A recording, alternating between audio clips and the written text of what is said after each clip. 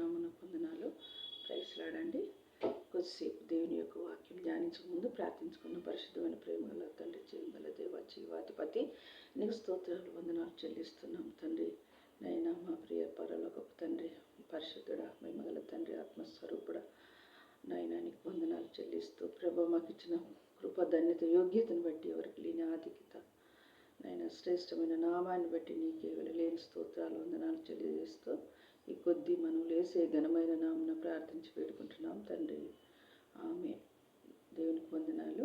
లూకా సువార్త మరి 17వ అధ్యాయము 32వ వచనము మరి ధ్యానించుకుందాము. లోతు భార్యను జ్ఞాపకం చేసుకునుడి, లోతు భార్యను జ్ఞాపకము చేసుకునుడి అని ప్రభువు చెప్పాను. మరి ఆమెను జ్ఞాపకం చేసుకున్నట్టు ద్వారా ఆమె యోగ్యురాలు కాదు, నీతిమంతులు కాదు, ఆమె పరిశుద్ధురాలు కాదు, కానీ ఆమె ద్వారా మరి ఆశీర్వాదం కలుగుతుందని కాదు, కానీ తన ప్రాణంను రక్షించుకున్నవాడు దానిని పోగొట్టుకున్నవాడు దానిని సజీవంగా కాపాడుకునునని మరి లూకా సువార్త 17వ అధ్యాయము 33వ వచనం సందర్భంలో చెప్పబడుచున్నది అన్నట్టు. మరి దేవునికి వందనాలు. మరి దేవుడు విశ్వాసం లేకుండా, దేవునికి విశ్వాసం లేకుండా ఇష్టడైనట్టు అసాధ్యమని వాక్యంలో చెప్పబడుతుంది. లోతు అబ్రాము యొక్క సోదరుడైన హారాను కుమారుడు. అబ్రాము విగ్రహారాధికుడు. పశు సంపదల లోతు కలహం వచ్చినది.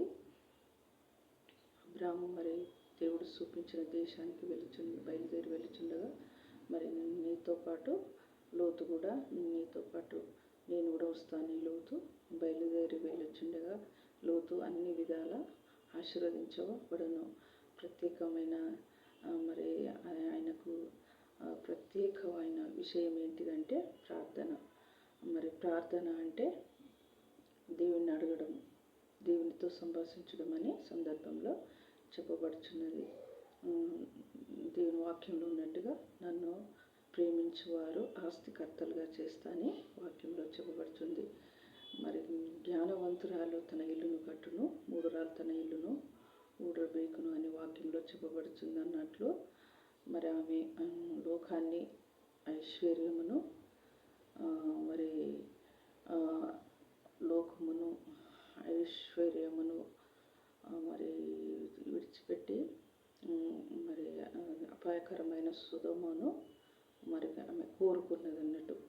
మరి ఆమె వెనుకకు తిరిగి ఉప్పు స్తంభమైన లోతు భార్య అనే వాక్యంలో చెప్పబడుచున్నదండి. అదేవిధంగా 1 కొరింథీ 6వ అధ్యాయము 9-11 వచనం చూసినట్లయితే మరి అన్యాయస్తులైన వారు దేవునికి వారసులు కానేరు అని వాక్యంలో చెప్పబడుచున్నది.